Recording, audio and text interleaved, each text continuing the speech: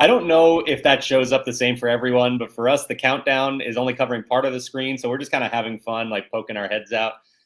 So maybe you saw that, maybe you didn't. I'm not sure. Um, but we are back for LP Movie Club. We are talking about Dark Phoenix. We have half of our ex crew here with us today. It's just me and Becca. I know. Yeah, what happened to everybody? Yeah, I'm not sure. I guess, well, I think we just hang on. I think I have the answer to our question that I just had on the screen. I'm sure that's probably it. The fact that we watched Dark Phoenix, and Oh, that is the movie that we are talking about today, probably scared some people away. Uh, I like to start off before we get really into it, just asking, what are your overall broad thoughts on this movie?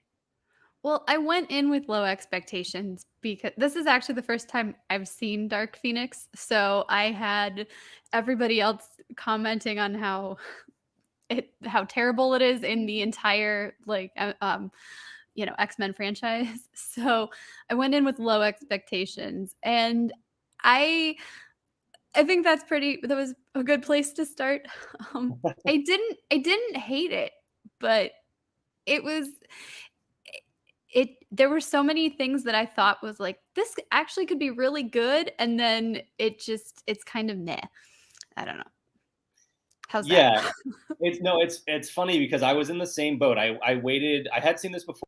I waited a long time after it came out, and I heard everybody's thoughts. Obviously it's terrible. It was kind of phoned in. It was, they finished this after they knew that Disney was buying Fox, and this was the end of the X-Men franchise and all of that. So this movie was kind of doomed from the get-go. And so I heard all of that, and I went in with very low expectations. And I thought, it wasn't as bad. It wasn't good, but it wasn't as bad as I expected it to be. This being my second viewing, having that in my mind that I liked it more than I thought I would. Now I'm seeing it be, it's worse on the second Okay. viewing. It's Okay. it's funny how that expectation, that built-in expectation, kind of changes your point of view. But yeah, it's not good.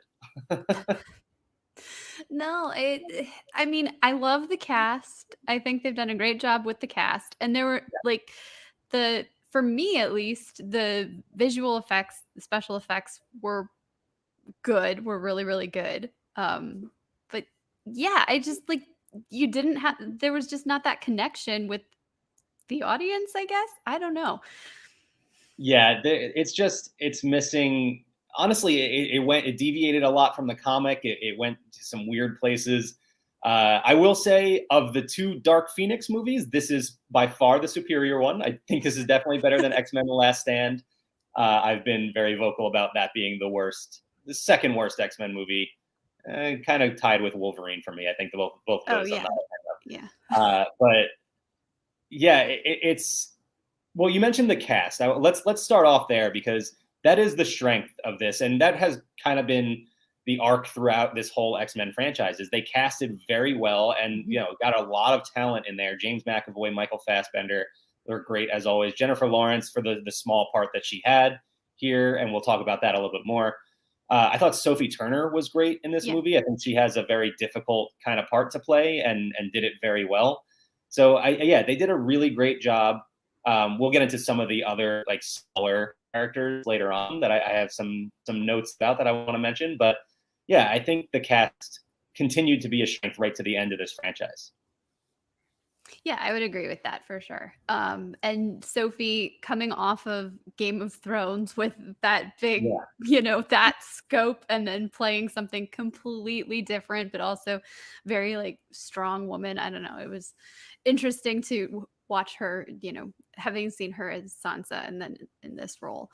Um, but Yeah, there yeah, was a brief moment where you're like, wow, Sophie Turner is Sansa Stark and she's Jean Grey. Like, she is going to the moon. She is the biggest star in Hollywood. And then it's like, oh no, X-Men's done. yeah, That's done. Game of Thrones is finished as well, and the last season was terrible. So nope, let's start over. Let's get you another role and start all over again. yes. But I guess one, she was great. I really liked one of the opening scenes, the whole pen analogy that Mm. that Charles Xavier makes when he's talking to young 8-year-old Jean, and he gives her this example, trying to explain her power, and he tells her, you know, take this pen, this is a gift, and he says you can either draw an amazing picture with this, or you can stab someone's eye out. That's your choice. This is your gift, and it's your choice to do with it, you know, what you want. And I thought that was a really, of all the franchise, like that was probably the best explanation of a mutant power, and I really liked the way that they laid it out so simply there. I hadn't even thought about that, but I like what you said. Yeah, like of a mutant power. That's very very true. And that line did stick out for me too. I was like, oh yeah, Yeah, what are there's my gifts? Not this awesome, but right. Yeah, ours are definitely closer to the actual pen than to Jean Grey's power, but uh, yeah, there are some bright moments in this movie where it's like, oh wow, they did that really well, and then there are some that are just the absolute opposite end of the spectrum. Mhm. Um, for example, one of them being, and this was drawn from the comics, and it's super cheesy, but again, weird that they took some things from the comics, and this is one of them they chose, the X phone, the phone directly to the president, and it was literally just a phone, like a old like corded phone too, with a big X on it. Yeah, that was pretty cheesy visual to throw in there. That felt kind of like was it Incredibles 2 where they've got the phones for the I feel like that was Incredibles 2. They did something like that. It was one of the Incredibles movies. Yeah, I know what you're talking about. Um, so the whole origin of the Phoenix Force, and it connecting with Jean Grey, all that, which they kept fairly accurate to the comics. You know, they go up on this space mission and they have to save these astronauts, and they're literally counting down the seconds until absolute catastrophe. And all I can think is, you have Quicksilver and you have Nightcrawler, two people that could take care of this job in no time at all, and they are really, really taking their time getting things done up there. There are like 10-second pauses of Nightcrawler before, like, from one teleport to the next. Right.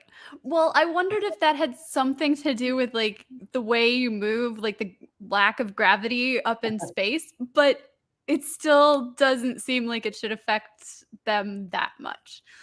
Right. I mean, because you see it, like Quicksilver uses his power, he Yeah. rushes around real quick, saves everyone, but oh no, we forgot someone. And then they're like, we only have a minute to get this done. And then you get up there, and Nightcrawler somehow actually takes a minute, where he could have done it in a matter of, you know, they should have been like, we have 10 seconds to save this person. Then you could buy into it being a little bit, you know, a close call. But yeah, it was kind of like cringy right from the beginning when you're like, Mm. okay, come on, you're on the clock here. I know, like I loved the idea of all of them being up there in space. I loved that they were going to go on this rescue mission. I loved seeing everybody together, but then yeah, like you said, it's like kind of cringy. You're like you've got all of the right parts for this for something to be great and you just doesn't come together. And that's kind of just like a good example of like what this movie is as a whole. Like, all the pieces are there, and they just didn't quite put everything together. I did totally forget from my first viewing all about the alien storyline playing out here. And you know, you get the woman going out to her yard, and I was like, what is this? What's happening? What is she looking at in the bushes here? And then, oh yeah, there's the Dabari aliens that are shape-shifting and trying to take over the Phoenix Force, and or I'm not entirely sure what their plan was. I guess it was, Nobody knows. yeah, I don't think they actually formulated a plan for these villains. I will say the Dabari in the comics, they did exist. They were completely wiped out by Jean as the Phoenix. So she destroyed their planet. And so that still kind of happens, but it's not Jean that did it. And so there's kind of differences there. but at least they pulled a name, not much more than that, but a name from the comics. But yeah, it just, how did you feel about the alien storyline? Because to me, I felt like they could have just completely removed them and just played out the movie without them being a part of it. Yeah, I agree. I think you're right. It did seem kind of unnecessary. I thought the Dabari looked like Groot at first. Yeah. Like for the very quick second they're coming through the trees. I was like, is that supposed to be, I knew it wasn't, but I was like, that Right. looks like Groot. No, it just it raises more, well, actually not even really more questions. It does raise questions, but more like you're saying, like why? Like, Right. why we didn't need this. And there are connections with these characters, like I said, to the whole Phoenix story arc, actually, but not in this way. They're not this huge villain. They actually, one of them, the one that survived the planet being destroyed, was an Avengers villain, and then went on into some other weird, crazy comic story arcs. But and that actually was Vought. That is the character played by Okay. Jessica Chastain. So it was cool, at least, that they have that name and all of that. But again, completely different, out of left field, just weird stuff that they chose to do in this movie. Yeah. I do like that as they did with most of these X-Men movies, they sprinkled in some other characters, more or less fan service. But hey, I'm going to enjoy that almost every time. We see their party in the woods, and the one that's performing and creating this pyro, that's Dazzler, a classic X-Men. I wish that they had done more with her, but it was cool that they threw her in at all. Dazzler as in Tigra and Dazzler? Or the Tigra and Dazzler show, Yeah. which was supposed to be a Hulu. Okay. Yeah, Okay. yeah, that was going to be a thing. Unfortunately, don't think we are getting that anymore. Though that is no more. Okay. Very cool. Yeah, I don't know anything about that character, but to be fair, there's not much to know. She's basically a pop star who is also a mutant, and shoots pyro, and I don't know, has music powers. She's kind of useless as far as the X-Men are concerned. But I like that they sprinkled her in there, and as well as some other minor characters. We'll talk about a couple others later. But another thing that I've hit on every one of these movies that I've gotten, like, while having watched these all in the span of about a year now, you kind of notice the trends, the things that they did every single time. And one of them was a Cerebro attack every time. Like Xavier is using Cerebro, and then something backfires on him and Cerebro hurts him. Stop using Cerebro. It just doesn't work. Or be like Tony Stark and learn and add a next layer of like protection to. Right. Yeah, never learns his lesson. Just keeps going in there and just getting attacked every time.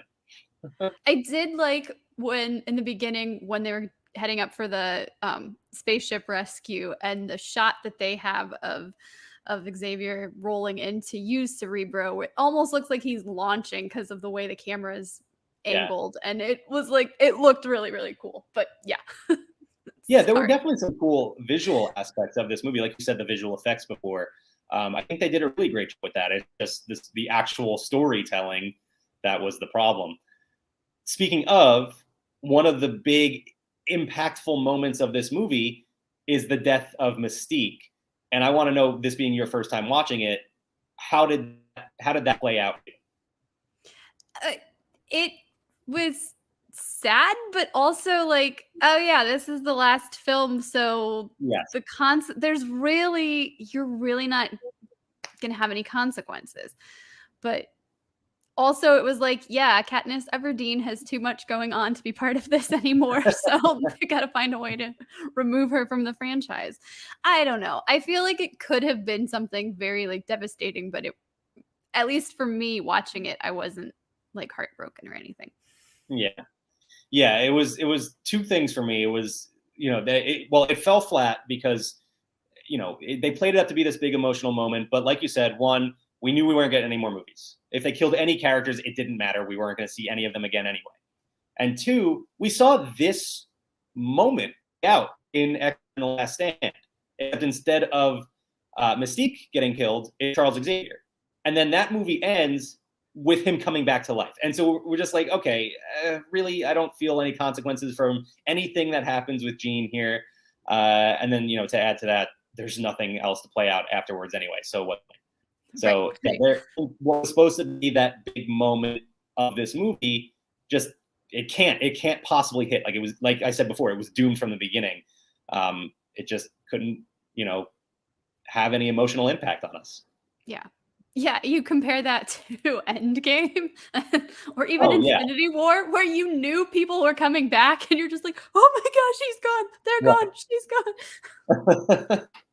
yeah. That's I mean a perfect example. And I should mention too that over the weekend I watched Shang-Chi and Black Panther, and now going from those two into this, that definitely played a role in how I felt about this movie as well, as opposed to my first viewing. It's amazing how different things can be. Like you watch these Marvel movies and you're like, oh yeah, they hit every single time. But then you watch the X-Men movies, like, oh, this is what could happen. Right. Right. Yeah. One of my nerd problems with this movie, and I think this happened in another movie in the franchise, because I feel like I remember complaining about it on a movie club before, but we get the funeral for Mystique, and it's raining, and there's Storm holding an umbrella. You control the weather. Just make it stop raining. Beast is there just so it smells like wet dog at that point. Just make it stop raining. Yeah, no, you're absolutely right. I didn't even think about that, but yes. Like I don't. It sticks out like a sore thumb to me. Every time I see her holding an umbrella, this is the dumbest thing. Yeah, maybe she's just like, I can't manipulate it all the time. Sometimes I just have to let it let it be. Kind of on that note, because that did get a frustrated laugh out of me. This movie is noticeably devoid of humor. And like we get the humor in a lot of the other X-Men movies, and there's like a gag here or there with Quicksilver, but he's barely in the movie, to be honest. Right. And I know. yeah, and there's just like they tried to go very serious and dark with it, and the lack of humor really stands out to me. Yeah, you said they're trying to go dark with it, but I don't even feel like they accomplished that. They're like No, just yeah. completely in the middle where it's like, yeah. But no, good call on the lack of humor. So I mean, like I said, Quicksilver is one of those that they can go to for a joke. I feel like Logan is another one that is always good for a couple of jokes in each movie, and he's not in this movie at all. So you're missing out there. And yeah, they just didn't play towards any humor. Like it didn't even really feel like there were any attempts. Like it wasn't things that happened that I just didn't laugh at. There's just no joke attempts.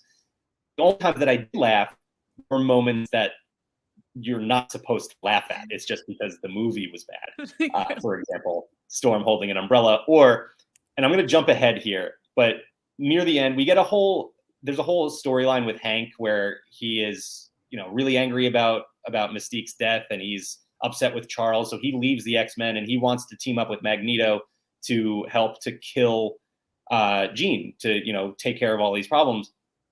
And he comes around, and as the X-Men and Magneto's other little henchmen are all coming together to fight off these weird aliens, there's this moment where Beast stands up and he's like front and center, and a voice just from nobody in particular just says, "What are you doing?" Why? I don't know where that question came from, but it's just to set up so that he can go, "What Raven would have," which is supposed to, again, feel like that big, powerful moment. But I couldn't help but laugh because who even asked the question? Right. I don't know. It was, that was my biggest laugh of the movie by far. It wasn't even close. Yeah, it was almost like maybe it was like an inner dialogue type thing. And he's like, acting out like, what are they going to say? Because what Raven wouldn't do or wanted to do, whatever. It doesn't make any sense as to who would be asking him that question or why they're asking that question. Was it even directed at him? I don't even know, because it didn't come from anybody in particular. So Yeah, somebody down the street or whatever. And then he's like, Oh Yeah, I'm man. not sure what happened there at all. Jump a little bit. It was kind of strange to me how long it took them to get Magneto into this movie. You know, you feel like this is the big finale. This is one of your big stars that's been carrying the franchise for the last 4 or 5 movies, and yet you're an hour into it before he shows up. Did that stand out to you at all? Yeah, that and actually more for me it was like, oh, they could end it here or here or here. And it was like the movie kind of kept going. But yes, Magneto's like the lack of the character. Um, yeah, definitely. Now, I do think he was handled well in what he did. I just felt like they Yes. could have done more with him and stretched that out a little bit more. But I like the angle that he played, and you know, being the villain again, but at that same time having that redemption arc and a villain that you can understand his motivations, right? Like this Right. is a human nuclear weapon, more or less, and you have to decide how to handle that. Right. So you can see his motives there. I thought it was cool too that where they met Magneto was an island called Genosha, which is a mutant civilization that has played a whole bunch of roles throughout Marvel Comics. Is there as sort of as the leader of these mutants living there, seemingly in peace. They get bothered a whole lot in this movie, but it looks like they've established a life there for some time. That is the island, to give some context, where the House of M storyline plays out. Like this is where Okay.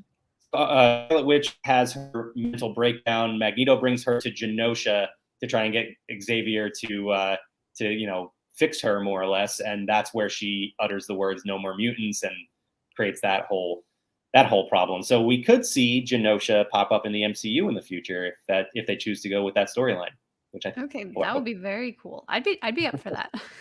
Yeah, absolutely.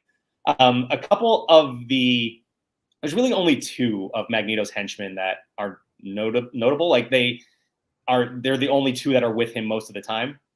One of them is Selene, who is a mutant with telepathic powers and life draining powers, I suppose.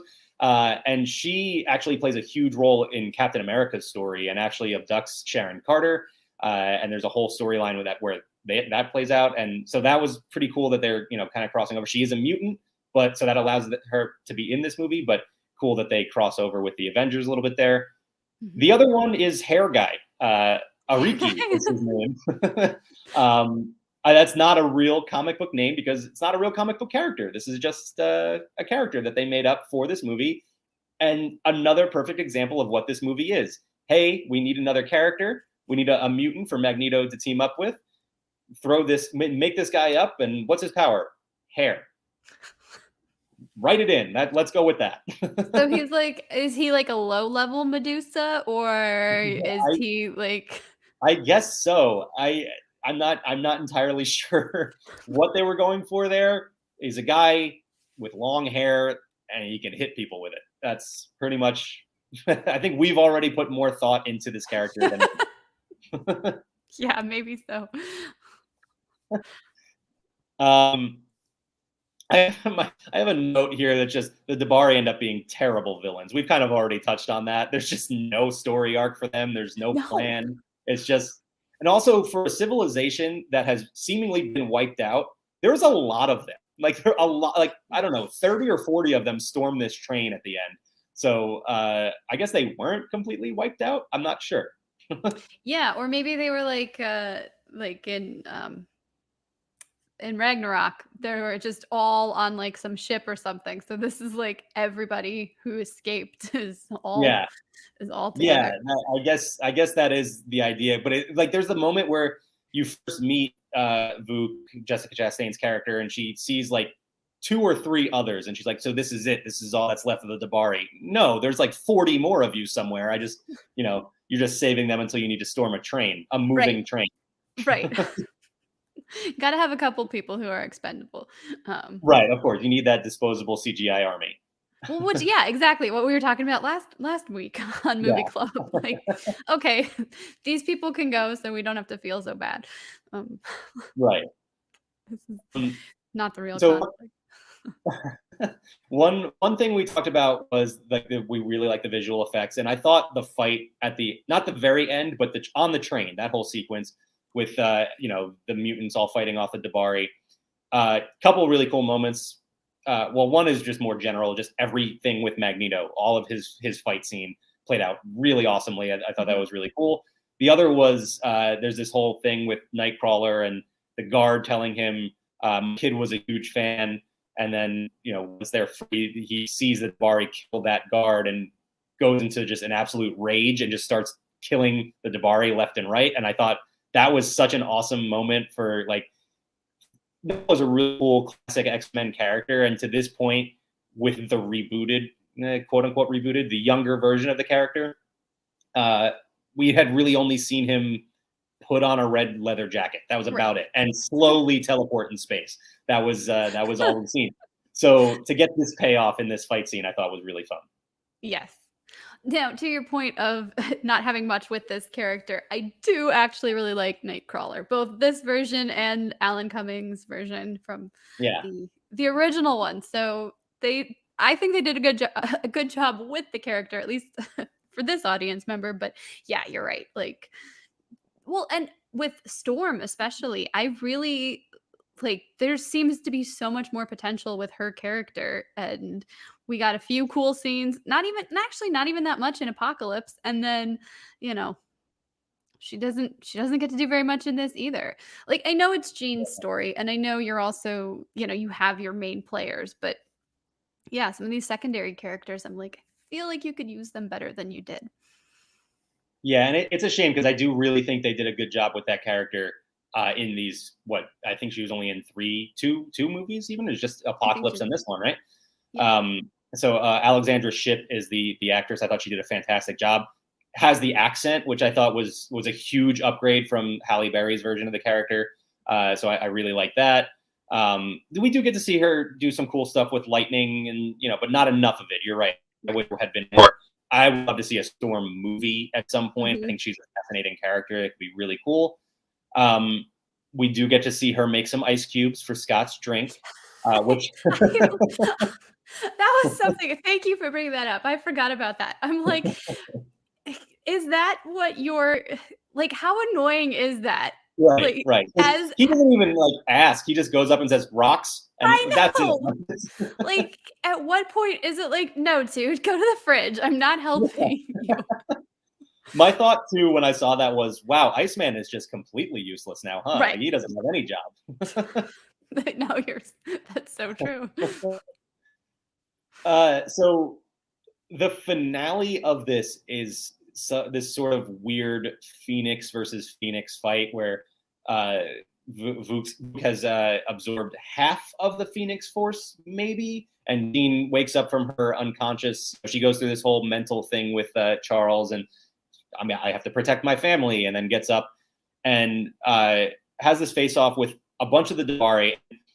A few of them rush her, and she just kind of like waves her hands, and they just disintegrate. Like, there's not a fight to be had here. Why would you be the fourth or fifth guy to run at Jean after you just saw the other three just absolutely disintegrate in front of your eyes? I know, right? Right? Like, maybe it's just that rage that you're like, maybe I'll be the one to get through. Yeah, it didn't work for these guys, but I think I can do it. Yeah, and about the disintegrating, like, it wasn't disgusting or anything, but it seemed kinda like a weird I mean, I don't know what I would have done differently, but it was a little bit weird. Like, "Oh, you're just, like, totally disassembling these guys." Yeah. Well, they did. I mean, they kind of did a similar thing in The Last Stand, but this felt updated. Like it looked a little bit better. Whereas that was more, I guess, like they basically just became pixels at that point, and this one felt like it looked a little bit better. Excuse me. But yeah, you're right. It is still weird. Like, she could have just made them disappear, or she's the Phoenix. They could have been like, it could have been a bird, like a flame thing. I don't know. But yeah, then we get. I also like the final showdown with her and Vuk is trying to absorb the rest of the power, but then she realizes something is wrong, and Jean's like, "No, you're going to take this power," as she tries to pull away, and that doesn't work out for Vuk, and she realizes like there's going to be like this fiery explosion. She flies her to space, and that's how she takes her out. And Jean is just gone then, and that's it. That's the end of the movie basically, which is okay. Aside from the fact that this is the final movie, and that's just it. We're just left with these X-Men here, and we even get a moment afterwards where Cyclops is telling some of the other students, like, Jean's going to be back. We're going to bring her back. She's going to be fine.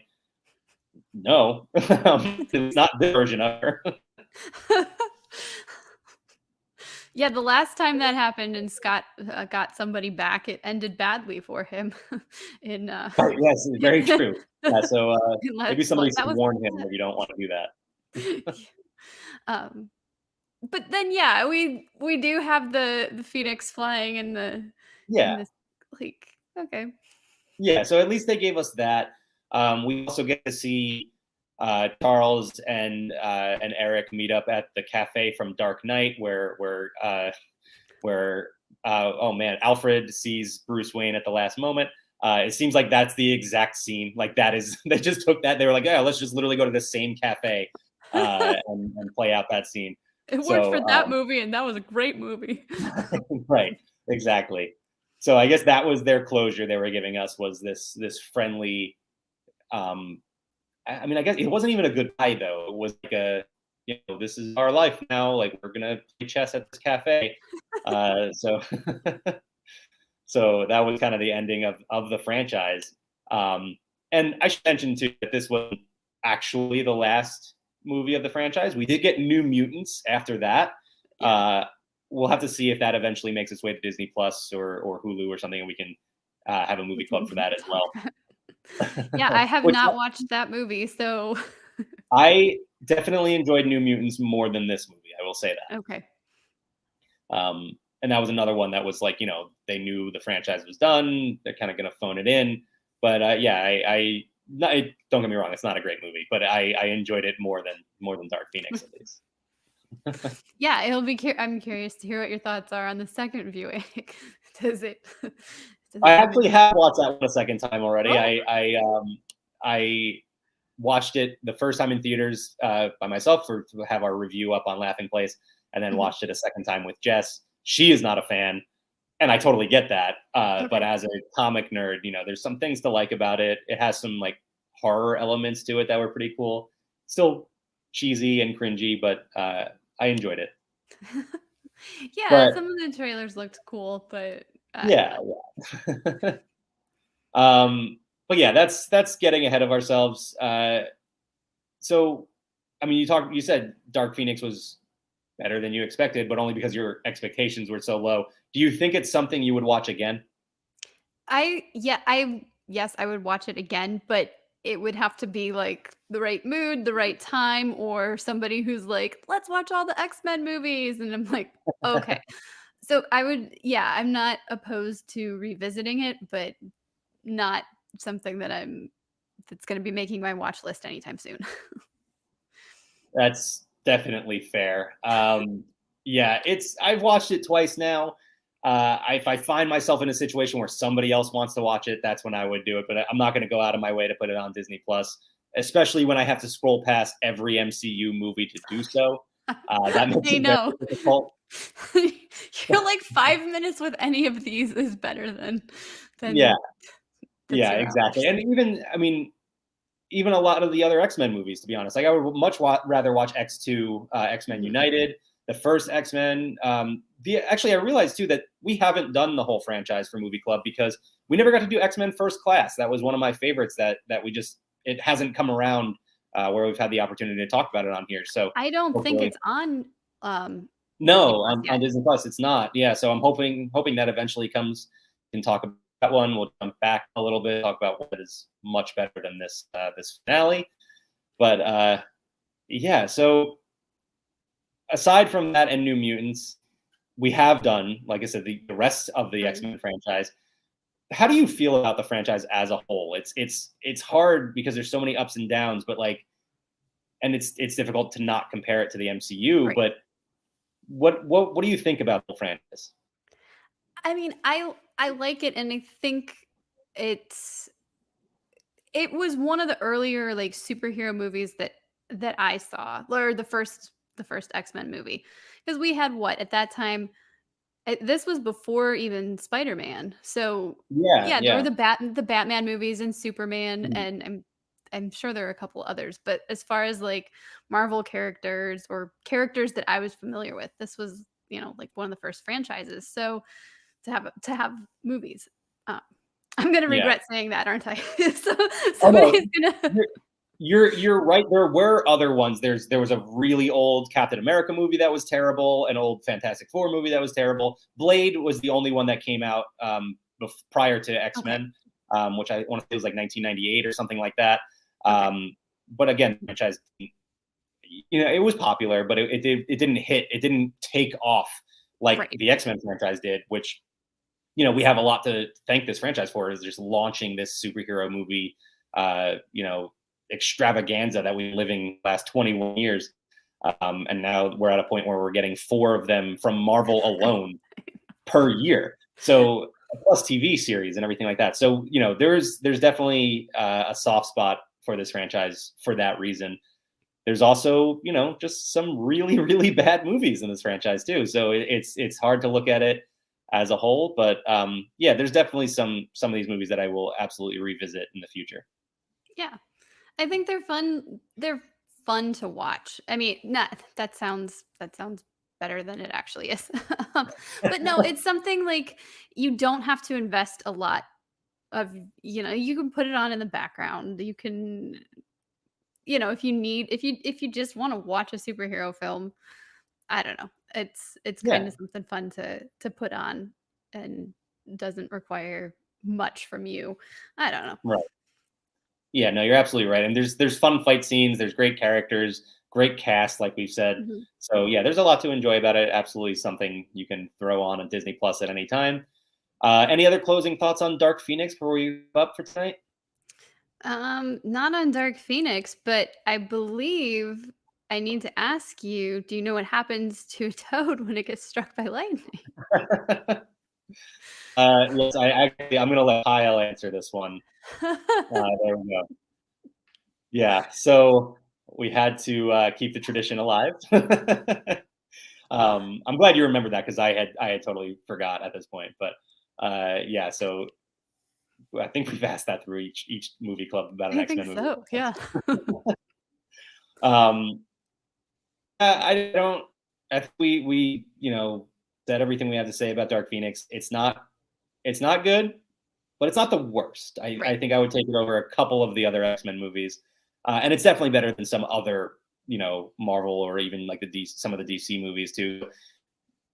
Again, not good. Wouldn't recommend it.